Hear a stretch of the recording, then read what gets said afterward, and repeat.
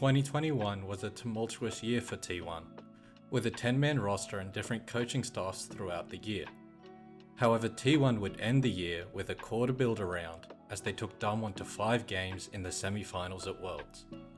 For 2022, they would replace their weakest link Kana with a young and promising Zeus.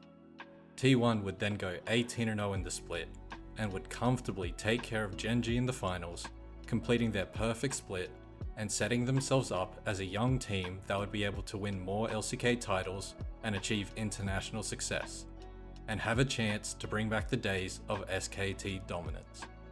But in the last 365 days, instead of this T1 roster being the greatest team ever, now this T1 roster are known as perennial chokers. 4 straight finals losses. After their perfect split, MSI started and T1 was looking very out of form, but recovered as the tournament progressed, as T1 beat RNG in their second best of 1 and easily 3-0'd G2 in the semis. Then, in an evenly matched finals, T1 and RNG would trade one-sided games back and forth, and in the end, T1 would lose Game 5 and they would miss out on their chance for international glory.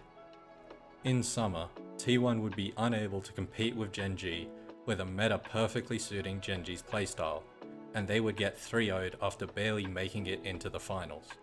However, at Worlds, everything finally seemed to be coming together for T1. They got revenge for MSI, beating RNG in the quarterfinals, dispatched China's #1 seed JDG in the semis, and would face off against the Cinderella story DRX in the finals. T1 had the superior players in every role, but again T1 would lose a Game 5 and fail yet again in the biggest moment. With the new year, there was new optimism, as T1 was looking even better than in their undefeated run in Spring last year, but in their first playoff series of the year, they had to pull off a miracle to come back and beat KT in Game 5. After showing that they can win an intense Game 5, and easily defeating Gen.G in the winners bracket finals, T1 would be huge favourites versing Gen.G for the 3rd straight LCK finals. But yet again, T1 were a massive disappointment in the finals, not even coming close to winning the series.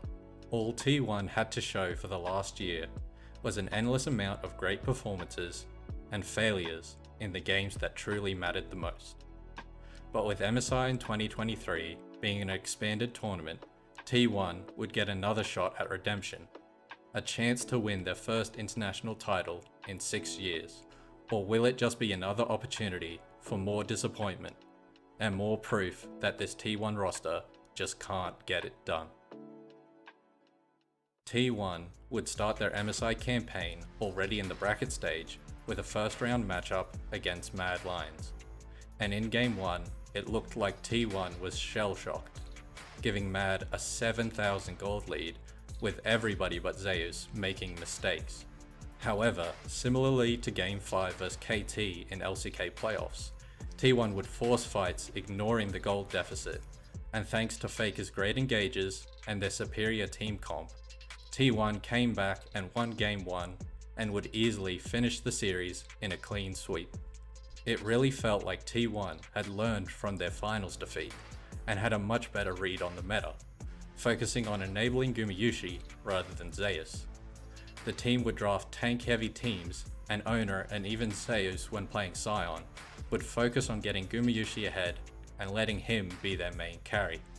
T1 would get a rematch with Gen.G in the second round and would go up 2-0 thanks to their great drafting and map strategies, and it looked like it would be another sweep as they had a huge lead in Game 3.